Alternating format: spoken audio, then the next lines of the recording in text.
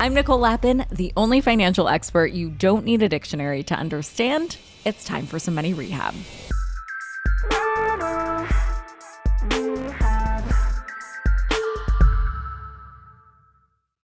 Oh man, money rehabbers, a lot has happened since I last talked to you.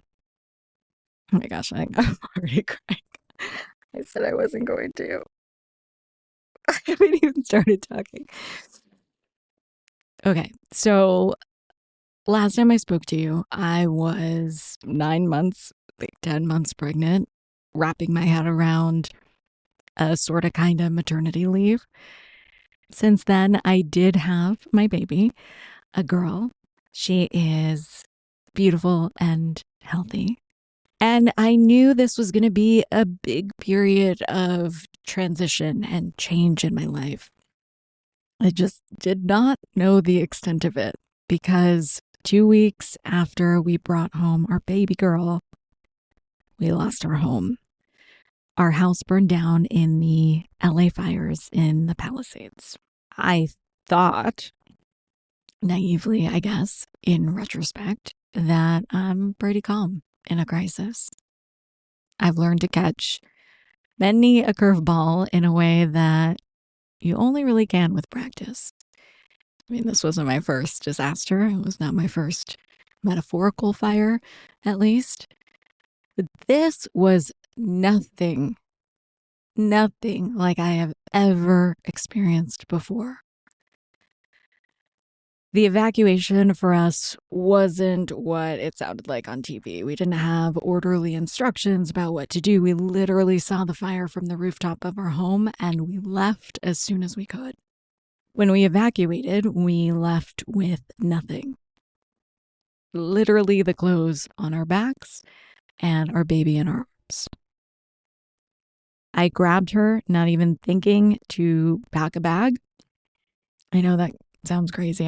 I was hearing this, I would think it was crazy too. You know, you always say, well, I would take this or I would take that in case of a fire. And I had that list in my head. But when it happens, you're caught between thinking you'll be back, that it couldn't possibly get to your house, and not thinking at all. I knew in theory, even before I went through this, what you are supposed to take with you if you're evacuating your home. But again, I thought I would be calm and rational in a crisis, and I also really thought we would be back. But what I could not anticipate was how all of this would feel as a new parent. I had been a mom for all of 2 whole weeks. I mean, the title still felt weird and new coming out of my mouth. I was still getting used to that feeling of having a piece of your heart beating outside of you, which is a thing a lot of new moms say. And honestly, it's pretty true. It's also true that you immediately feel this protective mama bear instinct as soon as you see your kid for the first time. But if you're lucky, you don't have to act on that mama bear instinct. But I did. And the fire did not give me time to think. I just had to act, and we had to protect her. So I didn't take my wallet, my driver's license, my passport, my birth certificate, my social security card. I mean, all the practical things that are like another set of fingerprints. The records that prove you are you. And I didn't take any of the sentimental things I thought I would with me. My father's book that has his signature in it. He died when I was 11. It was my most prized possession and the only thing I had of him. My journals, my poetry, press passes from the last 20 years, the glass we broke on our wedding day, anything from my wedding dress, years of keepsakes, years of mementos that are more than just fingerprints. They're all of the things that tell the story of who I am and all I've built. So we evacuated with nothing. And then we just waited to hear if our house was gone or not. And then our neighbor called us with the news. And I thought that was a low point on top of the many low points that you might expect during postpartum. But seeing a video of the remains of our house, I mean, that made it real, and that was the lowest of low. I do want to say I am lucky. I absolutely know that. I was able to find a temporary rental quickly so my family has a roof over our heads, a place to live while we figure it all out. I have incredible, incredible friends, and now that includes people I didn't even know I could call friends who jumped into action to help me and my family with things big and small. I have people who listen to the show who reached out to send me good thoughts and prayers and wishes. My loved ones set up GoFundMe, which we've been using to buy supplies for our daughter and basically everything we had in our brand new nursery, everything we got from our registry. I know that there are many people that haven't been as lucky. And so I have been digging deep to try my best to do my part and share resources that I find helpful. Being useful, being of service has given me some sense of purpose and meaning through all of this chaos. But I hope I can be honest and vulnerable with you. This has been so hard. Losing my home and everything in it was never on my life bingo card. If you would have asked me for the top 1 million things that could go wrong in postpartum, this would not have been it. And it wasn't just my home, it was my car and our brand new office and our PO box and our pediatrician. It was the whole town that I built my life around and that I loved. I've lived in 10 cities in 20 years, and this one was the first place that felt like home. So all of this is like a surreal kind of grief. Realizing that all of your things are gone in an instant. I keep realizing more and more every day my night guard for grinding of teeth that I have to get replaced, the driver's license, the passport. As I've learned, these things are really hard to replace, but they're replaceable. My dad's signature, the glass we broke on our wedding day, those are not. The crazy thing is that it almost feels like you don't know if you still exist, partly because the paperwork that proves you do exist is gone. My most recent bank statement online lists my old address, so do all of my bills. It's an address that doesn't have a house standing there anymore. But it is so much more than that, and it is so much heavier than that. In the fire, I lost the memories that I had already planned on making with my daughter, what I thought would be, where I thought would be her first steps,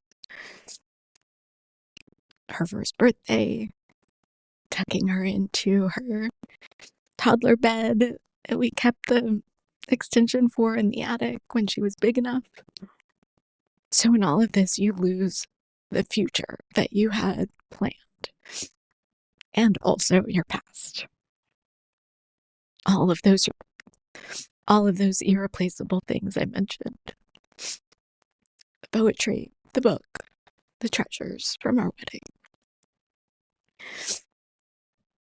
If you lose the artifacts from your past and the ideas from your future, what in the hell is tethering you to reality? I never thought I would tell this kind of story, let alone live it. But here I am, even a month later, still delirious, still running on fumes, still constantly crying, hanging by a mental health thread. And here's the thing. This experience has forced me to face something that I have been avoiding for years. You've heard me say on the show before, you've heard me say on other people's shows, that I've always had this deep, complicated relationship with the idea of home. I've often talked about the mean girl inside my head that tells me that I'm going to be broke, alone, and homeless. And honestly, I used to think a nicer house, a better space, more stability would fix this deep ache. But this fire literally burned through those illusions. I keep asking myself, where is the lesson? There has to be a lesson. And if I learn anything from all of this horror, it is the idea that home was never going to be solved by a bigger house or nicer stuff. That the gaping wound, the one that made me crave stability so desperately, was something I would have to face head on. So here we are. And maybe, just maybe, one of my favorite poets, Rumi, was right. The wound is the place the light enters you. So for now, I'm going to focus on finding that light, finding the gratitude that my family is safe, the gratitude that we have been met with so much kindness, and that I am being forced to rebuild not just a home, but the idea of it, that something deeper within myself about the idea of home. I've always felt like I could access something bigger than myself through my work, through this mission that I'm on. So I want to come back while I'm still juggling all of the things that I need to do to put all of the pieces of my life back together, taking care of my daughter, taking care of myself. But there is also a lot that has happened in the world since we last spoke. So this week, I want to help try to make sense of some of the big financial headlines. And as always, how you'll be affected. So you will be hearing from me again. No promises that I won't be crying. You'll also hear from some great guest hosts from time to time too. This feels weird. It feels strange to start to go back to work. I cannot pretend, and I cannot lie to you, that everything is business as normal. It is not. I am both okay and not okay at the same time, and mostly not okay and super sad right now. But I know I will be more okay than not okay sometime soon. And doing this show and talking to you is a part of my life that gives me so much meaning. It is something that no fire could ever take away from me. So thank you for being part of this rebuilding, this journey. And to everyone else who is going through this, I see you. I love you. I love our hometown. I feel your heartbreak. I feel your grief. And I don't know when, but I promise we will get through this together. One step, one day at a time.